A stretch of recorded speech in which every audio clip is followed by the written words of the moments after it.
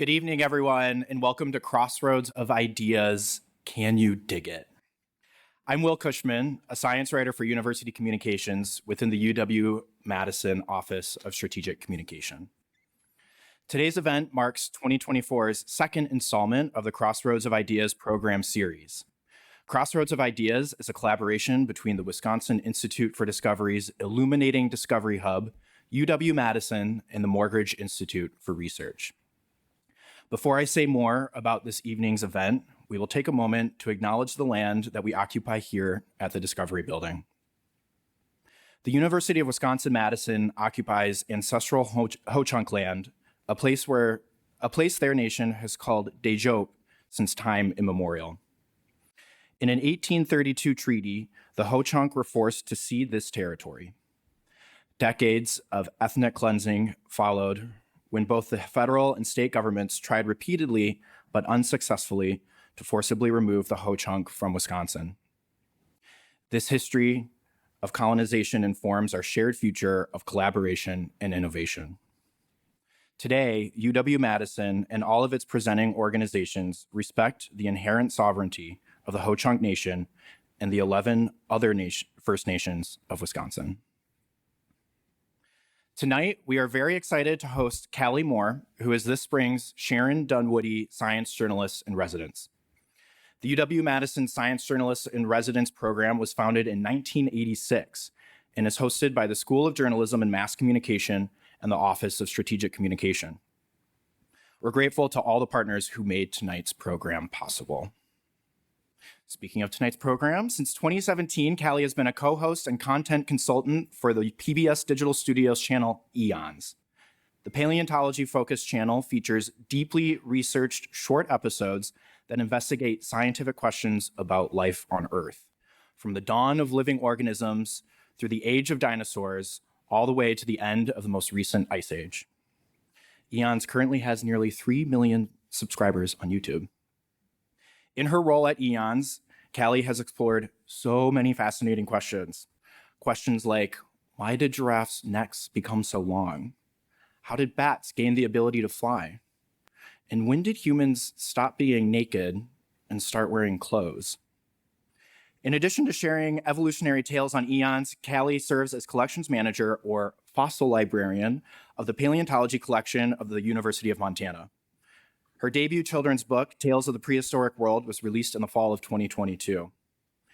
As a tiny bit of an Eons superfan myself, I am personally thrilled to have Callie on campus this week to share her expertise, both with students in the journalism school and with everyone gathered here tonight. Spending time with her this week, I've been able to witness how Callie's energy and enthusiasm for fossils, paleontology, and science in general draws people in. It's no wonder that she's built a successful career connecting people to science through the art of storytelling. This evening, Callie will be offering a behind-the-scenes look at the production of Eons and describing her winning approach to science communication. Please join me in welcoming Callie Moore.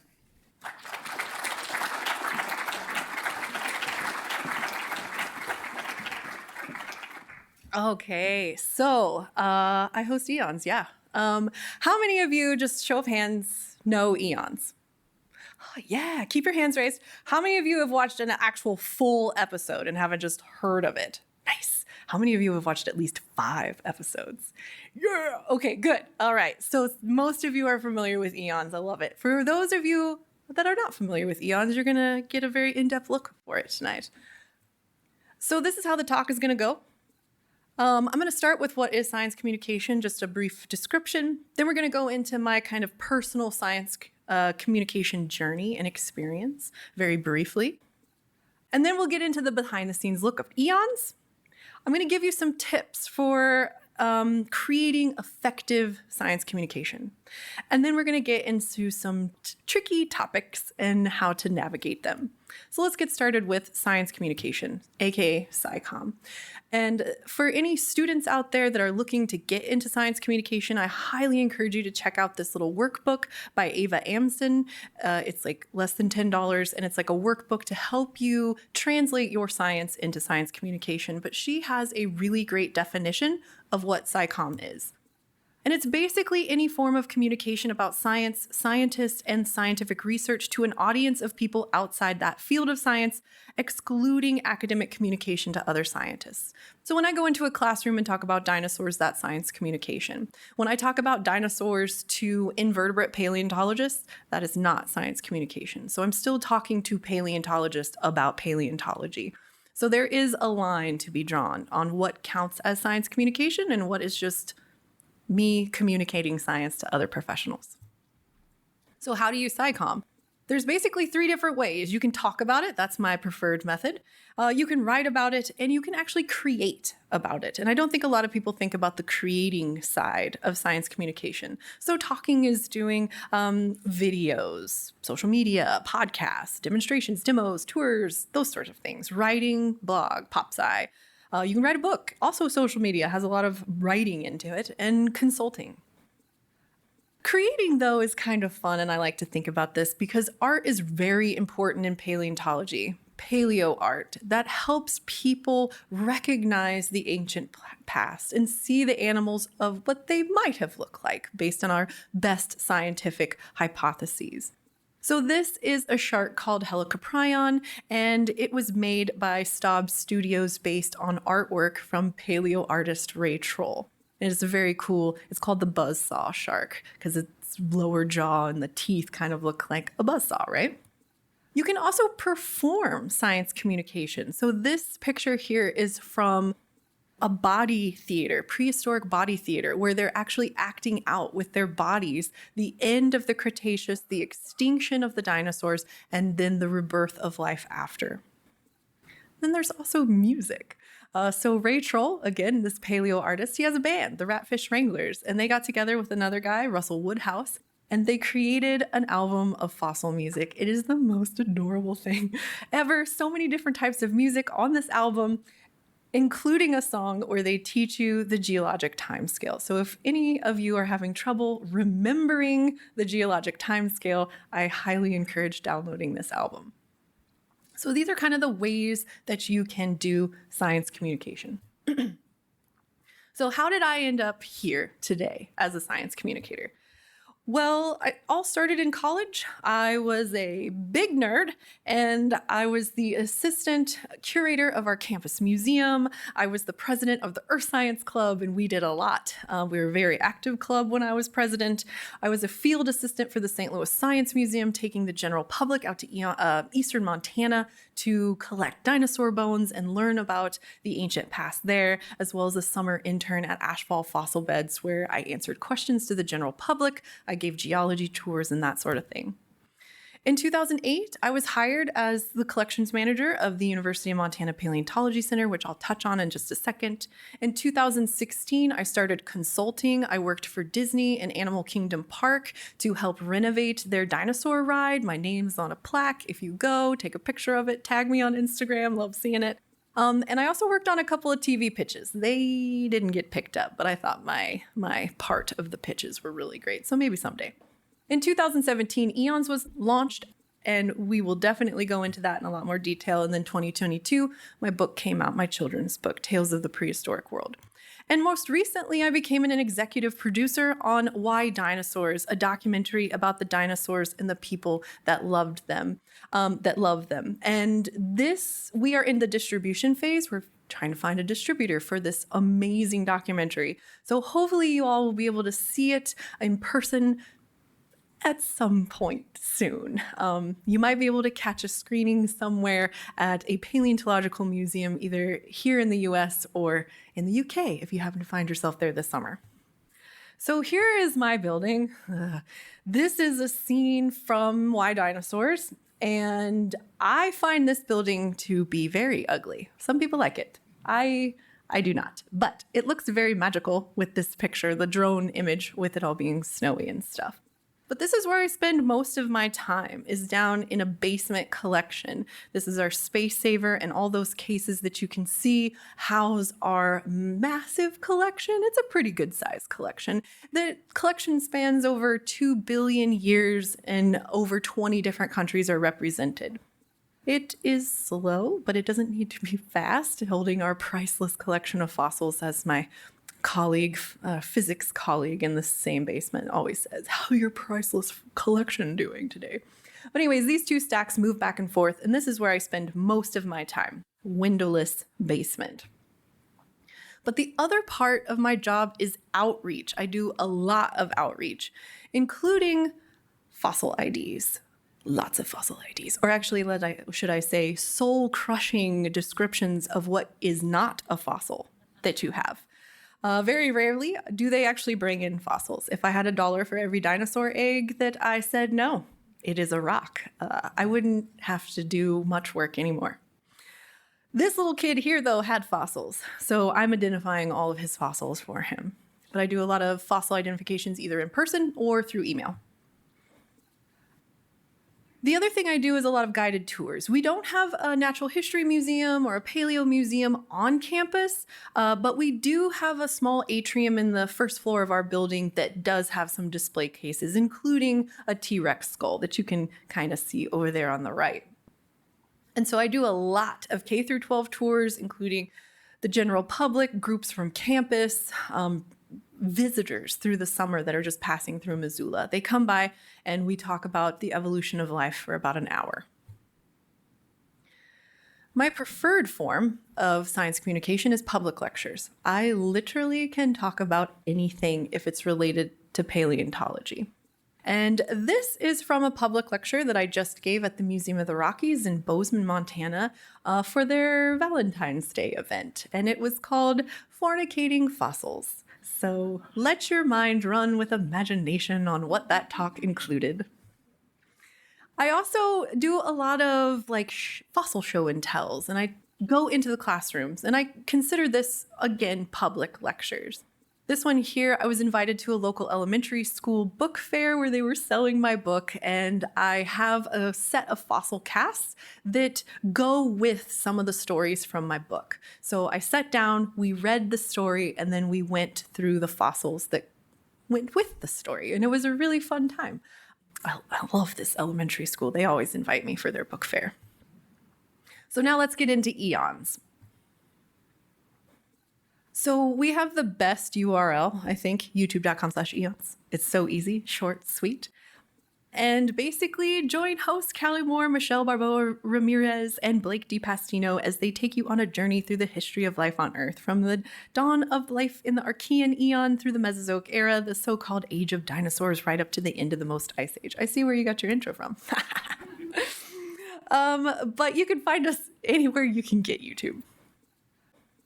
Now, YouTube is kind of a partnership between PBS Digital Studios and Complexly. Complexly is a production company based out of Missoula, Montana, started by Hank and John Green. This is the production company that has brought you classics like SciShow and Crash Course and Bizarre Beasts. We launched in 2017, and we actually are the only Complexly show that has launched at VidCon. VidCon is like a YouTube convention, basically. I think it's morphed more into like social media con, but in the old days, back in 2017, it was mostly YouTube.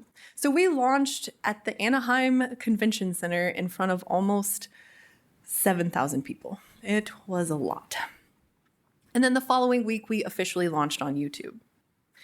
As of the end of February, we have made 234 episodes. We have 2.89 million subscribers. We have 650 million lifetime views, which equals to about 47.1 million hours watched. So a lot of people have spent a lot of time with our channel, which is great. So when we look at YouTube specifically, because we make content for a lot of different platforms, in 2023, we had about 163 million views, 6.8 million hours watched, and we netted about 400,000 subscribers. And if we break that down between Eons Prime, that's our long form content, that's what we refer to it as, and YouTube Shorts, which is short form content, we had 27 uploads on long form, 71.5 million views, and we netted 241,000 subscribers from the YouTube side. From Shorts, we uploaded 77 YouTube Shorts, and they had 92.3 million views. So we actually had more views on our shorts than we did for our long form content, which is kind of interesting. And it netted us about 114,000 subscribers. And this is fairly average year on year. So last year looked very similar to this year's numbers. So we're staying pretty consistent. We also posted 72 TikToks, and here's our TikTok numbers too, in case you were wondering. We have over 365,000 followers and over 7 million likes on TikTok. We added a new host, Gabriel Santos, who is in the upper right-hand corner over there, and he will start releasing episodes with us with season 7, which will start probably in the summer. And then our best performing video of last year was The Invisible Barrier Keeping Two Worlds Apart, and it already has 17 million views. People were really stoked to learn about the Wallace line, so if you don't know what it is, check out the episode. Now, this is not a YouTube channel that's made in somebody's basement. It is made in a basement, but the basement of an old funeral home. So I feel like we've come full circle. We're talking about really, really dead ancient life in a building that used to hold modern dead humans. So it's real fun, and it's in the basement. So the basement has been converted into studio spaces. We have 5 studios and 1 podcast studio. But this is the team, especially all the names over here, are the team that makes Eons happen. So I'm not just hanging out with a friend with an iPhone and a little box light. This is a well-funded, well-staffed operation. So this is how an episode gets made. The topic is either pitched by us. We'll find a writer that we like, somebody that works on geology, for example. We have a geology writer. And we will be like, hey, we got this idea. Can you pitch it to us? And so the pitch will consist about 250 words, kind of give an overview, kind of like the elevator pitch of the episode, as well as a list of sources. Writers can also pitch us as well. Some of our long-term writers will pitch us ideas when they strike. A script can take anywhere from 2 to 3 weeks to develop, and our content team works very closely with most of the writers to develop these scripts because Eons is a storytelling channel. We don't do explainer videos. We don't do listicles. We don't do things like that. We tell stories. And so we want to make sure that these scripts have the Eons vibe throughout them. Our scripts are about 16 to 1800 words, and that translates to about 7 to 10 minutes on a YouTube video. From there, the script is done a table read. So we actually have the host either through Zoom or come into the office and read through it to make sure the script is readable. Scripts are very different when you're just reading on paper versus reading it out loud. So we make sure that there's not like 5 commas in a sentence or something like that. Then it comes to me for fact checking. So I fact check everything that Eons writes. So that's including YouTube scripts, shorts, TikToks. Actually, shorts and TikToks are the same thing. And our podcast. So I check all of those. And that can take me up to like 2 days, depending on how much time I have available. But the basics of these scripts are 1 to 2 ideas per script. You don't want to overload people. And you want to be counterintuitive. Obvious answers to questions make for boring scripts. We don't want that. We want a twist, right? So a really good example of this is actually just last week. I had a friend contact me and say, hey, I read in a magazine that elk evolved from tusked ancestors. And I was like, that sounds ridiculous. That can't be right. And it's oversimplified, but it is basically right. So I looked into it, and when you first have the oldest artiodactyl, so artiodactyls are a group of mammals that have even-toed hooves. So pigs, camels, deers, those types of things. The oldest member of that group that we have evidence for has well-developed canines. Not tusks, but canines. Through some climate change, we get a very hot, humid forest environment. And at least the deer family takes off, and we do start to see tusk develop. And they're about musk deer sized in their tusk and their overall size. Most of them don't have any headgear yet, just these tusks. They were probably more isolated, and they used the tusk to fight to the death. More climate change happens, and things dry out. The forests disappear and grasslands take over. And as this happens, we see at the same time tusks are starting to disappear. The deer family is becoming more social. They're living in herds, and headgear starts to evolve. So instead of fights to the death, they have standoffs. Ooh, your rack is bigger than mine. Never mind. You win. Because you don't want to kill your neighbor. Survival is best in groups at this point in time. And so I was blown away. I had no idea. And there happened to be 2 relatively new papers that had come out looking at this transition over time. And so I emailed our content team. I was like, hey, this is shocking. And I can just see all the fun titles that we could come up with for this. And so that's what I mean by being counterintuitive. Who would have thought that deer used to have big canines and fight to the death, right? And then also be totally devoted to accuracy. Anything you put on the internet that's wrong, you will be called out within seconds. I don't care if your mistake happened over 3 minutes into the video, somehow somebody will find it within the first 5 seconds and tell you. So it's very important that whatever you put out there, especially for science communication, is accurate. And that's where I come in to fact check. Now for production, we film in our studio in Missoula, Montana, so in the basement of the funeral home. And it takes about an hour-ish, depending on how comfortable you are. So when I first started out, it definitely took me more than an hour to make a 10-minute video. It was kind of tragic how long it took. We get it down to about less than 45 minutes now. We can cruise through it pretty fast. But this is what our studio looks like. We shoot on a green screen. It's real boring. A lot of our fans want to always see our studio, and we're like, it is. Yep, that's it. It's a green screen. We have a lot of really expensive equipment in there, but we don't have a set. From there, all that raw footage is sent to our post-production team, and that's who cuts the episode, takes out all of my mistake lines, pulls out the good bloopers, and the images are added. And this can take about 7 days-ish. It depends on how quickly we can get images. Sometimes that's the biggest holdup, is getting the images. From there, a finished cut episode goes to our sound editor, and she puts in any fun little sounds like birds chirping when we show a forest scene, and also puts in the music. The final draft is sent to the team, and I also fact check the graphics. And the reason why I do that is because of our most watched episode ever has one of the most embarrassing mistakes in our channel's history. And that is our Megalodon episode, and it has been seen by 26 million people. So fun fact, be sure to triple check what your stock image titles are to make sure that they're actually what they say they are. So in this scene, we're talking about the blue whale, the biggest thing that has ever evolved on our planet. And we show a picture of a blue-colored humpback whale. And there were probably 9 sets of eyes on this video, and nobody caught it. But you know who did catch it?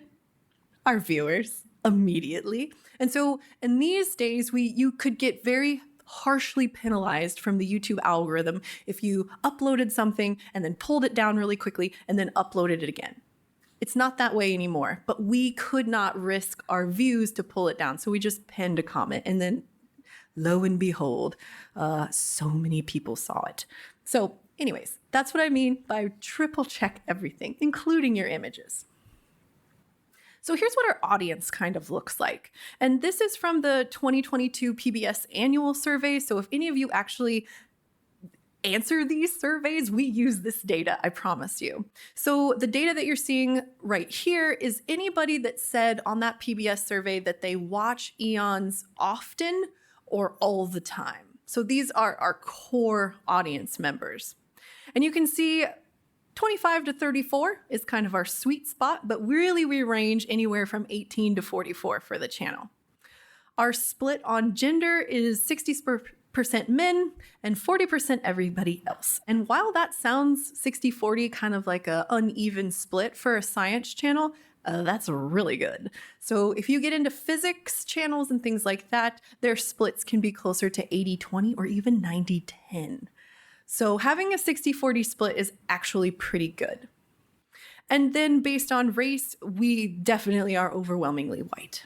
If anybody has any ideas about how to get a diverse audience, that's like the $1 million question for YouTube. So patent that. Where are they? Well, it makes sense that almost 60% of our audience is in the United States. We make it here. We produce it here. That kind of tracks. And also the top states are some of the states with the largest populations. So this is no surprise. Outside of the US, our top countries are Canada, UK, oddly Germany, and then Australia, which every one of those makes sense except for Germany because they're English-speaking countries. Some of our episodes have been translated. YouTube does have a translate feature now, but overwhelmingly, our audience is mostly from English-speaking countries. This was actually kind of a shock for us when we first released Eons. We thought that since we were going to be talking about dinosaurs and fossils, that our audience would skew at least high school or younger. That was made very apparent wrong within the first few episodes. Our commenters were saying things like, why are you talking down to us? We're not kindergartners. Like, pick it up, pick it up. And so this survey that I did in 2019, it was very, very informal. I just put out a link and was like, hey, we want to know about you. Tell me. And they did. Over 10,000 people answered my survey, which was way too many people, but I got a lot of good data out of it. And so as you can see, over 27% already have their bachelor's degree, and almost 24% are currently in college. 15% have a master's degree, and 15% are in high school or have a high school diploma. So we actually have a fairly educated audience. So we kick it up a notch. Our channel is very high level science, but we always define jargon whenever we use it.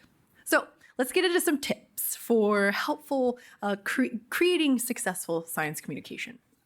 So science communication in the biz is known as edutainment, educating entertainment.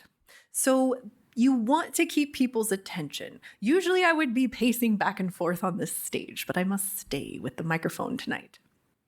And so we want to be engaging, we want to be entertaining, but we also want to be educating. So science communication in our world is edutainment.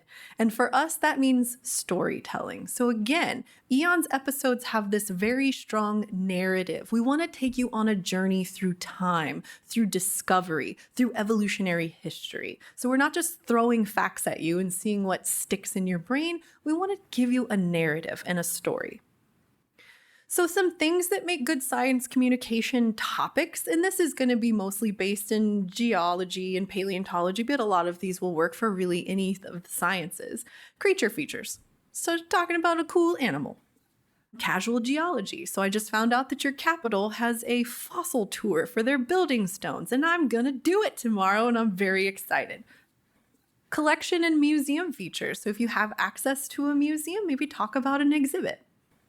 Q&As and replies are wonderful. People love to engage with your channel. So if you have a Q&A, make sure you reply to those questions.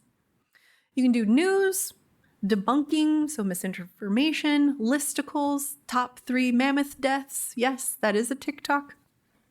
Tales of discovery, behind the scenes, so looking at a prep lab or a regular lab space. I got to go visit the sharks. Oops, I shouldn't have said that. Behind the scenes, I said that, and then how-to guides and personal experiences in science. So obviously, even if you've had negative experience in sciences and have had toxic office mates or something like that, people still like to hear about it and to know how you overcame. But the most important thing is to have a really good opening line and intro. And that's because a view on most platforms is 3 seconds. And while that sounds really fast, it's not. If any of you are TikTok viewers, think about how fast you scroll past a video that just remotely doesn't look interesting to you. Half a second, a quarter of a second, maybe? So 3 seconds is a lifetime, at least on TikTok. So having something that keeps people on your channel or on your content, at least 3 seconds, you'll get that view. but that all comes from the opening line and the intro. So here are some helpful tips. Keep it light, keep it casual, have fun, be humorous. I know from personal experience when I go to conferences and I listen to other people talk, if they're using memes, if they're making people laugh, that means that people are engaged and they're going to keep listening and they're going to keep walking around. That's why I usually walk around up and down the stage to keep your eyes doing something so you're not just staring at a screen the entire time. You can collaborate with other SciCommers, but you need to be very strategic. So if you've just launched your channel about fossils, don't come to Eons for a collaboration because the collaborations need to benefit both channels. Obviously, you would benefit from working with Eons, but if you have no audience, how does Eons benefit from this collaboration?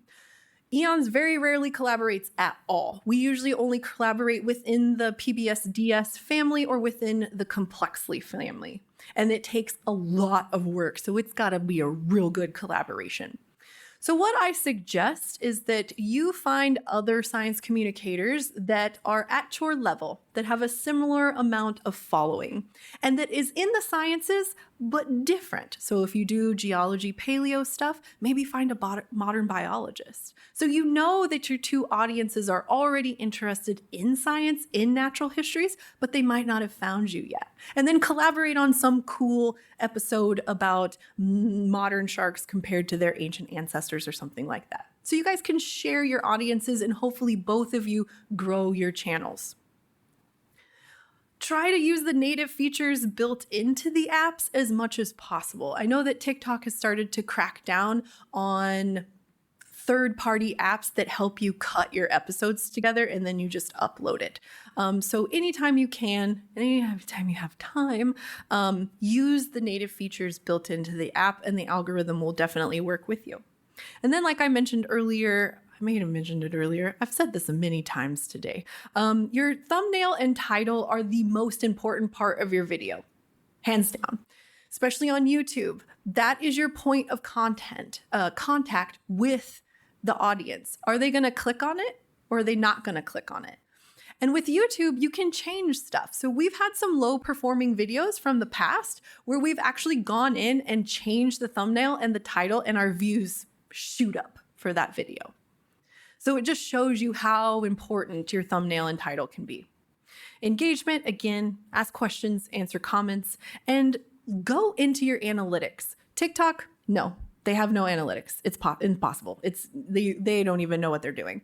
But with YouTube and Meta actually have some pretty good back-end analytics. And if you're a science communicator, it probably means you're a scientist. So look at the data and find out what's working for you and what's not working for you. So I mentioned the algorithm, and I'm just gonna, the algorithm is a thing and it does what it's supposed to do. It does what it's designed to do, and that's to keep people on the app as long as possible. And so if your content is doing that, you're going to see your numbers go up. If your content isn't doing that, your numbers are either going to plateau or they're going to go down. So it's very unlikely if you are playing by the ethic rules of the platform that you're on, that you're being shadow banned. No, I'm sorry, your content is getting stale. Freshen it up, change some stuff up, play with your analytics, make it better. It's the hard truth. I'm sorry. But I do want to mention something that's weirdly happening with social media specifically. And this is what I'm calling social media's beige era. So all the platforms are turning into the same thing. They all have the same features now. There's nothing that makes any of these apps any different than the other than the interface, how you interact with the app. And 2024, I think, is going to be the year that TikTok goes beige. And the reason for that is that they're starting to push long-form content. They want content that's between 5 and 30 minutes long. That is YouTube. Stay in your lane, TikTok, but they're not. The other thing is they're pushing his horizontal format, even though the app doesn't rotate. So now you just have a really tiny horizontal box on top and a whole bunch of dead screen at the bottom. What? It makes no sense. And they're also pushing photo carousels. Hello, Instagram on TikTok. What?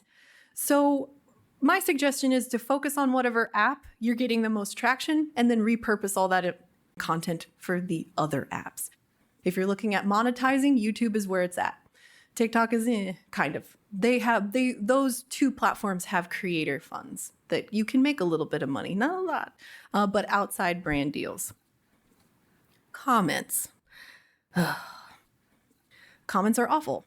They're horrible. You need to have a tough skin, especially if you were a woman or identify as a woman. It is going to be awful. I almost quit Eons within the first 6 months because the comments were so horrific. Get a banned words list and make it robust. Extremely robust. And what's really funny is all of these comments that are talking about my makeup, the only thing that I changed was my lip color. It was a little bit darker, so it matched something in my shirt. And people lost their collective minds about me having a slightly darker lip shade. This last one, though, cracks me up. You look like Napoleon Dynamite's girlfriend all grown up. So sometimes they're creative burns, and other times they're really mean, and sometimes they're really gross. But a banned words list will help growing your audience into a positive community who downvotes these horrible comments and they get lost in the mist of your comment section. Our comment section can be very large. We can get up to like 3,000 comments on a video. And so if just 5 people downvote something, the likelihood of you seeing it is fairly low. But I can't go into our comment section. I know it's a positive place now, but I just stay away. But some of them are funny. I'll give them that. All right, so let's get into some tricky topics. Will asked me to put in some conflict. So here we go. So AI paleo art. I have 3 images up here, and I would love to see hands for who thinks these images are AI generated or just stock images. So here's the first one. Raise your hand if you think this is AI art or stock art. Got a couple hands? Don't be shy. It's okay. You can be wrong. It's all right. This is a learning opportunity. Okay, this is AI. Yes, I know. How about this one? Show of hands. AI or stock? You guys are catching on. This one's actually stock. It's just really, really bad stock images of a stegosaurus. All right, how about this last one? Little woolly mammoth here. AI? Okay, yep.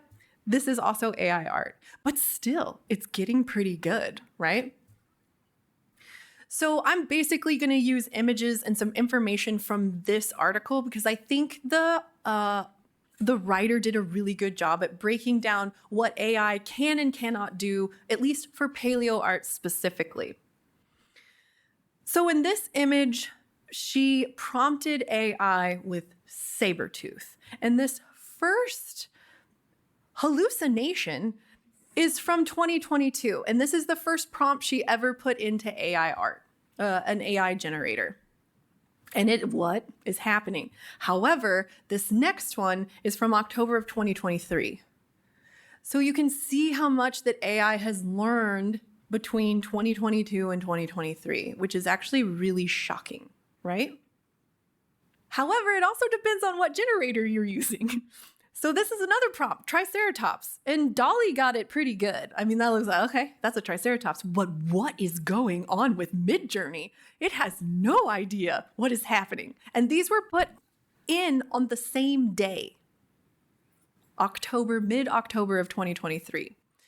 So some AI generators can handle paleo art okay, and some cannot and fail miserably.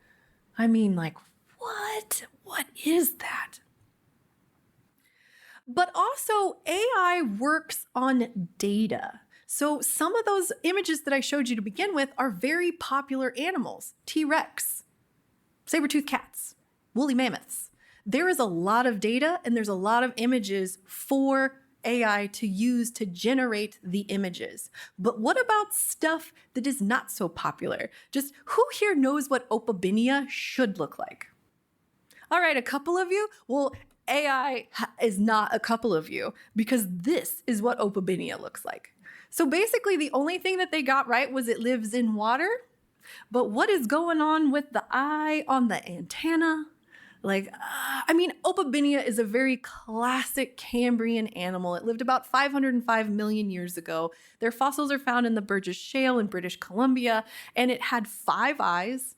Like, what? And then it had this weird proboscis thing with a clasper on the end of it. Like, it was just strange all the way around, but even AI had no idea what was happening. So again, AI is a generalist. It can only do what data is available for it to use to generate these images. This one is a Gorgonopsid. Who knows what a Gorgonopsid is? This is what it actually looks like, or what we think it looks like. Yeah, so these things are actually more closely related to us mammals than they are to reptiles. They show up kind of in the Permian. They were very strange. But what is Dolly doing? And remember, Dolly was the good one with Triceratops. And this is what it came up with for Gorgonopsid. So luckily, with paleo art, AI is only as good as the data. And so there is no way any current AI generator could hang with new finds, new discoveries. There's not enough information out there for it to generate. So we don't have to worry about people generating AI art for their new species of Gorgonopsid, because they won't work.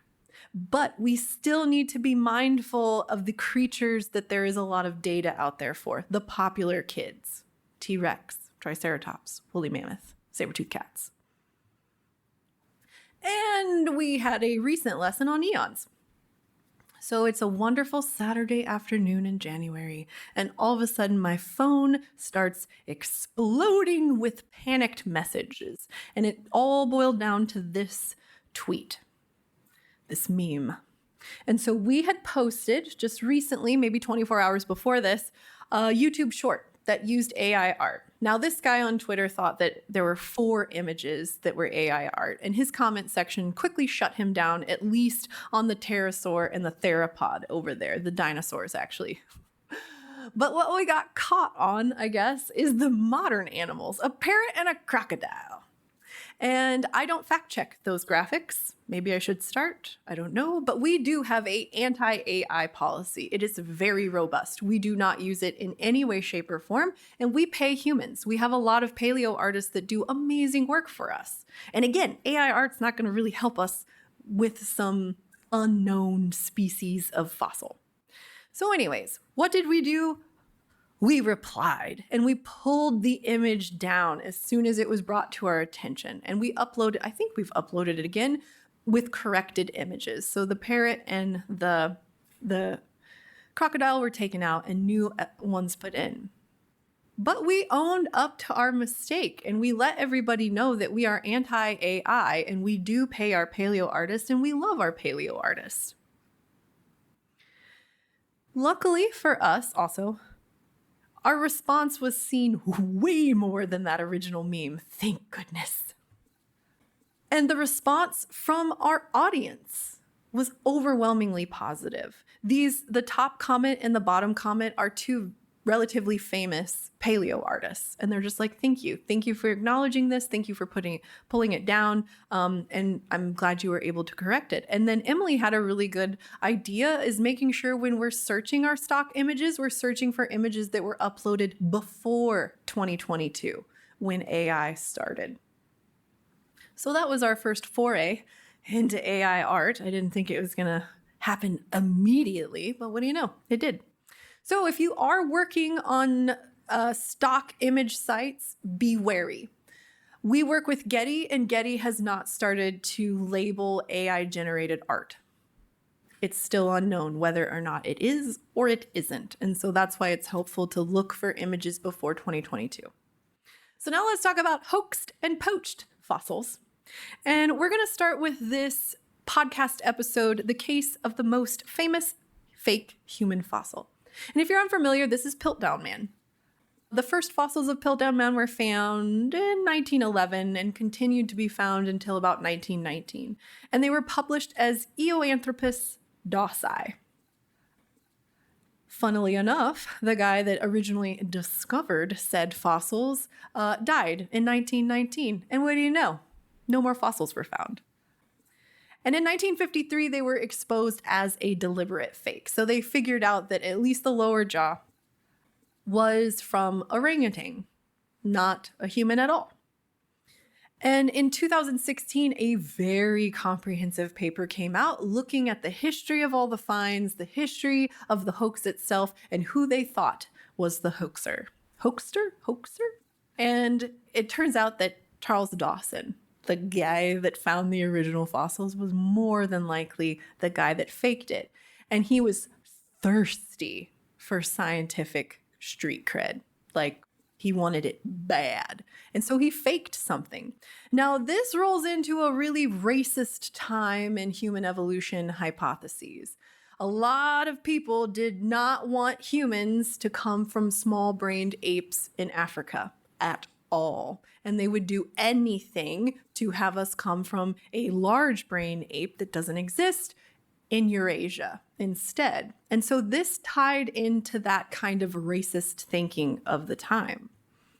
So here's the darker areas of the skull, or the bits and pieces that they found. And so, yeah, we did a whole Eons podcast episode about that, going through the hoax, who we thought the hoaxster was, and then kind of touched on the reason why the hoax happened in the first place. The next one is the giant dinosaur that was missing a body. This is about Deinocheirus. And in 1965, this massive set of arms were discovered in the Gobi Desert. And this is the woman that found them, actually, 1965. That's pretty good. There were not a lot of female paleontologists back then. And in 2009, much later, researchers discovered a poached skeleton that was missing one hand, the feet, and the skull. So we find with a lot of poached dinosaurs that they only take the claws and the teeth. Both of those things are relatively small, and they're easy to smuggle out of these countries. So very rarely do you get a whole poached skeleton. But if you find just a skeleton without hands and feet, it's more often than not poached. And what was really cool was in 2011, there was a fossil preparator that got some bones from a private collector, and they matched up with the poached skeleton. So they could actually take a single toe bone and fit it right into the matrix of the poached skeleton. So they knew exactly those hands and feet came from this specimen. Luckily, the private owner was like, nope, I don't want it anymore. Take it. No, you don't have to pay me or nothing. Bye. Don't release my name. Because poached specimens is not a good look for anybody. And then in 2014, the completed specimen, and it gave us this really weird looking dinosaur. And this dinosaur is about the size of a T-Rex. This is an ornithomimid. So a plant eater, basically, with these giant arms, right? And this is kind of what we think it looks like. But the whole specimen was repatriated to Mongolia in 2014. So it kind of has a happy ending. Not all poached specimens have happy endings, obviously. A lot of them still are in private collections. But in the case of Deinocheirus, we got this wonderfully weird dinosaur, and it was sent back to the country of origin. The last one I want to talk about is one that's still going on, and there is not a happy story yet. Why we mostly don't talk about Burmese amber, and here's why. This was a TikTok.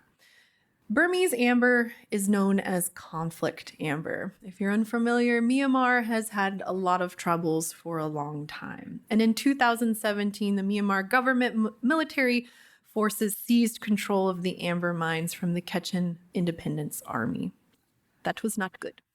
In 2019, the UN reported human rights violations. And in 2020, SVP, the Society of Vertebrate Paleontology, called for a moratorium on publishing amber material that is 2017 or later. And we really try to abide by that. And it sucks because the amber that comes out of Myanmar is from the Cretaceous, and you get amazing specimens like this. This is a tail of a non-avian dinosaur, a little bitty, not bird dinosaur. And it's so well preserved, you can see the feathers. It's amazing, right? Luckily, this specimen was published in 2016, so it's before the moratorium of 2017, so we can actually talk about it. But basically anything that was collected after 2017 and really any papers that were published 2017 or later, we shy away from because it's really easy to lie in your supplemental material and say, oh yeah, don't worry, this was collected years ago. We just are now getting around to publishing it.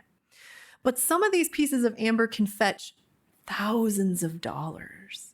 And so that's why they've become so conflicted, is because these armies can sell it, make a lot of money, but when it leaves the country, you're also excluding local scientists, people that live in the area that want to study it. They are unable to because it leaves and go to a private collector or a rich institution somewhere. So that's mainly why we shy away from Burmese amber. And I think a lot of other places abide by SVP's rule of, nope, don't even touch it. Don't make it better than it is for people to buy, and don't raise more money for human rights violations. Now let's talk, this is the end, problematic scientists. We run into a lot of this with our human evolution episodes because we usually look at human evolution through a historical lens. And if you are familiar with old Victorian scientists, you know that a lot of them had some real awful ideas. This is our no single cradle of humankind. And in this episode, we talk about how humans probably evolved all over Africa. But there was an idea that came out about this now sunken continent called Lemuria, because again, these researchers did not want humans to come from Africa. So in one of our sentences, we actually edit out Ernst Haeckel. And because mainly it wasn't critical to the story, it was just a line. So we replaced it with a more generalized one German zoologist when we were talking about this ancient sunken continent that doesn't exist, Lemuria. So a lot of times we can just not give them airtime. If their name and their picture is not part of the story and we're just kind of generally talking about the transition of thought, we just take them out and we don't give them credit. Other times, like this TikTok where we were talking about Robert Broom. Broom was an interesting guy. He liked to hunt for fossils in the nude. So we were basically making fun of him in this TikTok, but he was a very controversial person.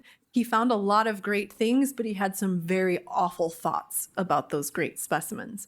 And so we added a line to that TikTok. Now, before we get into our story, let's undress a difficult historical truth about Broom. He contributed to the early study of human races, the harmful effects of which continue to this day. So he basically thought that the different races of human were actually different species.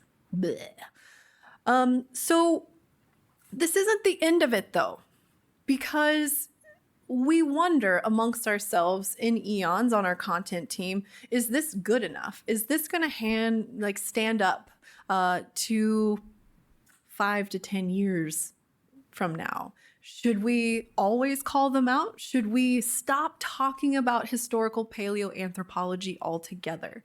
What is the right thing to do here? And we don't know. We're still trying to figure that out, because even Charles Darwin and Alfred Russel Wallace had some pretty terrible ideas about human evolution, and we don't mention them. So in the Barnacle episode, where if you watch the bloopers of this, you'll get to hear my very, very awful Victorian man scientist. Oh my God, it's really bad. It's really bad. Anyways, we don't mention it because we're not talking about humans specifically. We're not talking about human evolution. We were talking about how much Darwin hated barnacles and the evolutionary history of barnacles. Same thing with Alfred Russel Wallace. So this is the Wallace Line episode. Again, Wallace had some pretty bad ideas about humans, but since we're not talking about humans specifically in the episode, we don't call him out. Should we? Should we have? We don't know. So this is something that we're still coming to terms with on how to deal with it, at least on our channel. So with that, I thank you all for your attention. I thank the University of Wisconsin for bringing me here and the University of Wisconsin Foundation for funding this trip. I've had an amazing time talking to all of the journalism students, touring campus, going to museums, seeing sharks. It's been a wonderful time, and I thank you so much for your attention.